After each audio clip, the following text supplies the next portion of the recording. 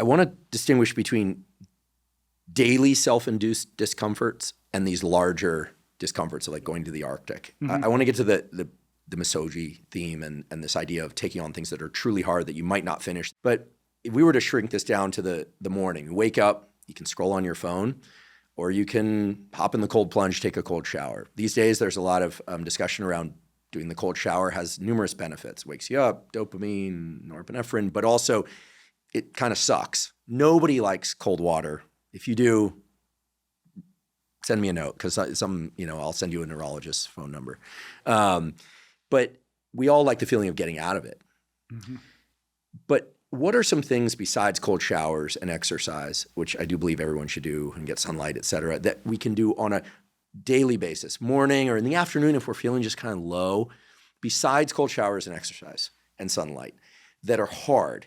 Like, is it if I love eating strawberries and I hate putting, like I leave the hulls in weird places without even realizing it, and I'll walk by a hull of a strawberry and I'm thinking, this morning I thought, oh, my Easter's gonna laugh at me. Like, I'm like, I gotta pick this thing up. I'm not just scattering them around my home, by the way, but I'm like, what is it? Like, we create these barriers to doing the simplest of things. Mm-hmm. So what are some difficult things that we can introduce to our daily routine that have been shown to make us feel better besides exercise, sunlight, and cold water? Yeah. So sort of my big picture answer here is my Substack is called the 2% newsletter. And I'll tell you why it's called 2%. So there's this study that found that only 2% of people take the stairs when there's an escalator available. 2%.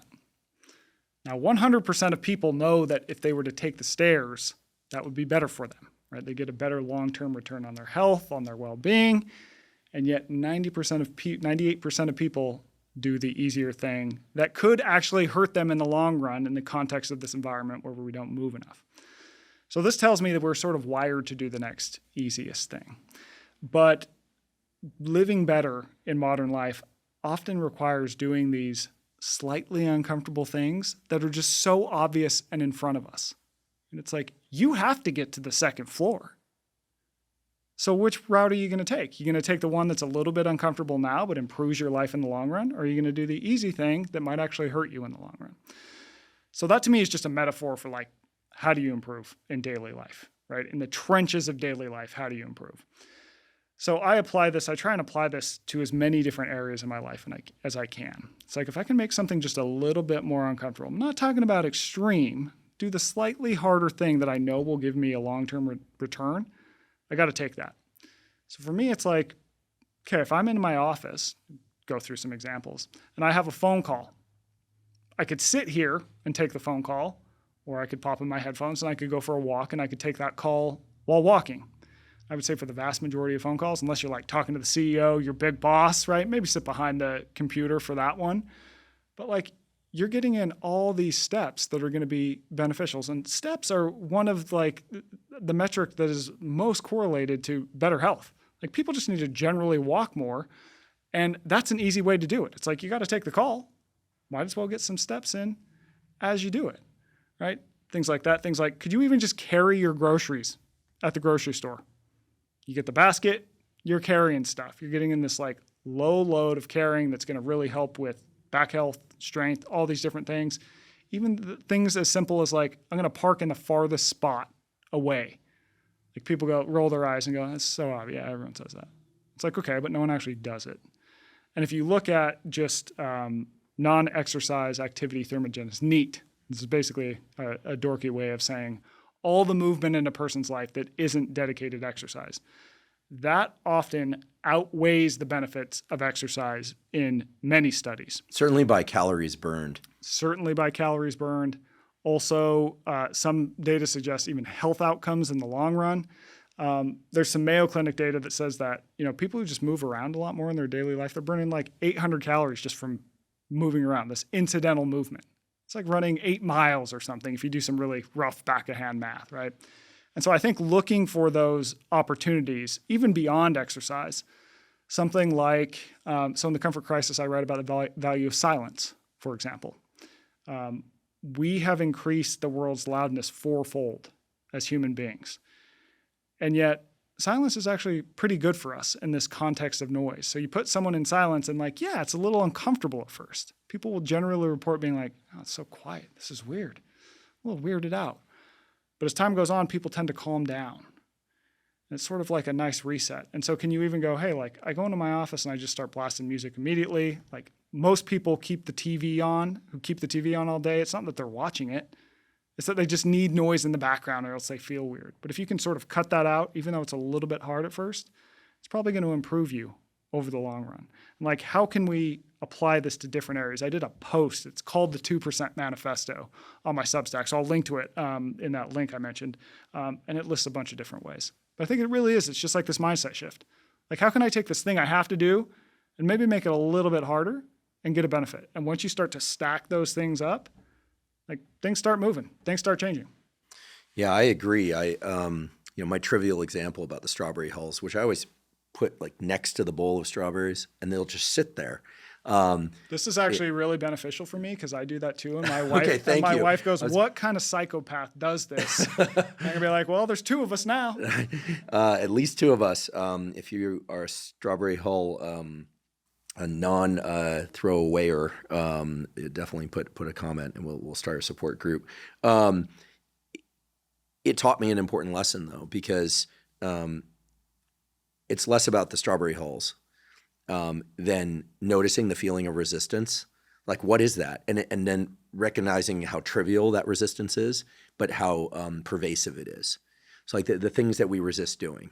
Like I've got the making the bed first thing in the morning down. I've got the morning sunlight thing down. I've got all that stuff down, but it's the little things that we can get away with not doing for a while that I think are the ones that really erode this, whatever this circuit in our brain is that you're talking about. And I do want to talk about brain circuitry a little bit, but I don't think we have a name for it. And because it's a little bit of willpower, it's a little bit of tenacity, it's a bit of reflection. But what I'm getting to here, forgive me because I'm stumbling through this a little bit because it's something I'm just arriving to in this conversation, is that there's something about the contrast between prior experience and current experience, where we could say level of discomfort from 1 to 10.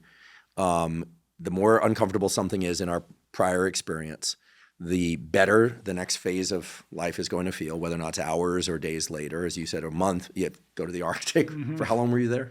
33 days. So more than a month. And you got a month of zenned out, blissed, super Michael to you and to everybody else, right? And then the crazies start to slowly work their way back in. Starts to work its way back in. And I think that this is a microcosm for a lot of things about nervous systems. They adapt and so forth.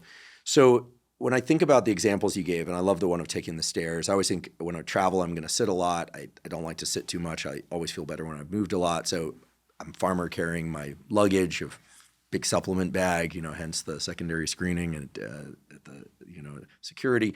And then the stairs are a great opportunity. So we can reframe. Like as humans, we can reframe, tell ourselves that things are good for us. But it's these areas where we experience a lot of resistance to ourselves, I think, that are the most challenging, as opposed to resistance to the world. As you point out, the world isn't lacking opportunities to walk on a call or take the stairs. It's all around us. But it's that internal kind of like, right, shift towards what's more comfortable. What do you think about the more psychological things, like God forbid, reading a book in paper form, mm-hmm, as opposed to listening to it? And I love audiobooks, but forcing oneself to read, having the phone out of the room, read something difficult, like a hard book. Like if I want a really good hard book, I ask Mark Andreessen for a book recommendation. Yeah. Usually I have to go find the book from a special bookseller because some of these books are hard to find. And then I open up the first page and I go, well, I knew he was really smart. He's one of the smartest people I've ever met. I've met a lot of smart people, but this is really challenging. And then I have to just start lathing through it. And it reminds me of being a PhD student and learning about the nervous system for the first time. And that stuff feels so good when we find a nugget of understanding. Yeah. And get through it. Yeah. But so in the cognitive domain, in the emotional domain, do you intentionally sit down with your wife and go, let's have a really hard conversation so that we can have a really great weekend? Do you do that? Do you do this in all areas of your life? Well, I'm definitely not perfect. My wife and I actually, we go on very long walks, and that's where all the magic happens. There's something about walking as a couple. We'll do like 12 miles on a Saturday, 8 to 12 miles on a Saturday. Those are long walks. Yeah. And you got like 4 hours together. And, the first hour, you're just kind of this and that. And, how was your work week? That's good. How was yours? And then like by hour 2, you're getting into like the deep and the gritty stuff.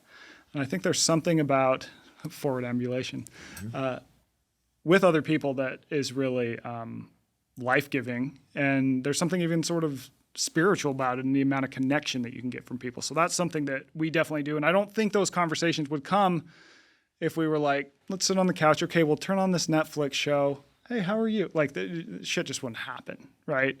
And yeah, the walk's a little bit harder, of course. But magic happens there.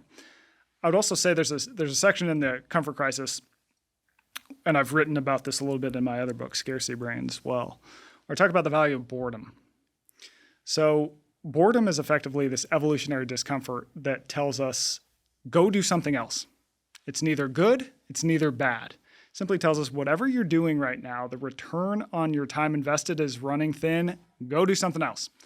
So in the past, if you think of us, say, we're out foraging for food, and we're in this one area, and we can't find anything, there's nothing, boredom would kick in because we're not getting a return, and it would say, well, go do something else. And we'd probably go say, okay, well, what if we try fishing this river or something, right?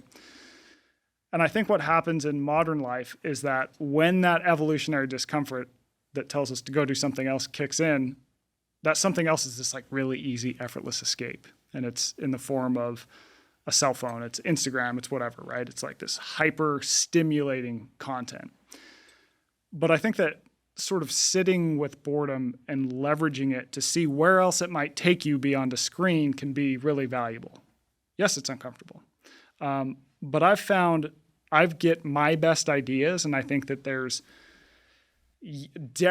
centuries of thinkers who would say the same. Like, my best ideas come when I've sort of removed myself from outside stimulation. And yes, like, my mind wanders, I'm bored, but then, bam, some magic happens. One point of messaging around screens today that I wanted to touch on too is that like there's so much media around cell phones and like you got to use your cell phone less. Here's a million different ways to use your cell phone less. Yes, that's important. Yes, we should all do it. But I think it misses a big point. And that is if we take, let's say, 2 hours off our phone screen time, what happens is that people often get bored and they go, well, shit, what am I going to do? And then they turn on Netflix. Not much different, right? It's not an algorithm, no, but you're still just like taking this information that is being beamed into you rather than seeing what else the world can offer you and sort of coming up with your own ideas and creativity. So I like to say, rather than focusing on less phone, I like to think more boredom. Get yourself in a space where like boredom's going to kick on. It's going to be uncomfortable. Your mind's going to wander, and you might find some good ideas. Yeah, you'll have some weird stuff in your brain. Of course, that's what happens when your mind wanders. But I think you can find some interesting things out there. Does boredom include reflection, or it's true boredom like, ugh? I think we need to be removed from the hyper-stimulating stuff that we often, when we get that moment of, I've got nothing to do, like stand in a grocery line, right? What do people do? Everyone's on their cell phone. Like we can't just like sit with our thoughts for more than 3 seconds. So I think even just having the moment where you go, okay, gonna do nothing.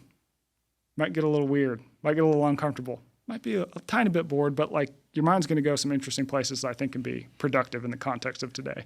Well, I'm chuckling because what were your thoughts on the brief appearance of the raw dog flight experience that showed up last year? Did you see that? Where guys were posting online, it did seem to be guys, saying that they quote unquote raw dogged a terrible use of language. I didn't pick it.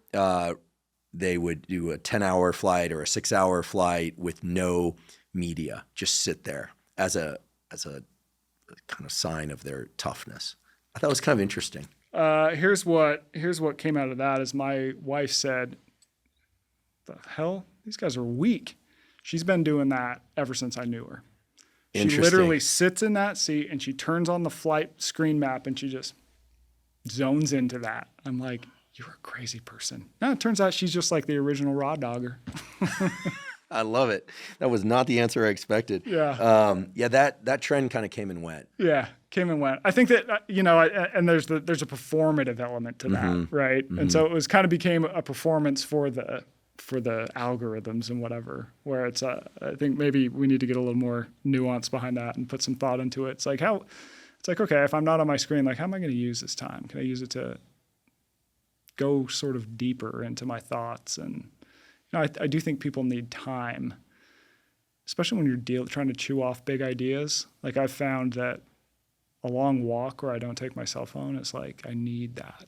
And I think there's a lot of anecdotes historically that good ideas come from these moments where that's all you're focused on. Maybe you're on a walk. You're just kind of sitting and just peeling away the layers. Not easy, but worthwhile.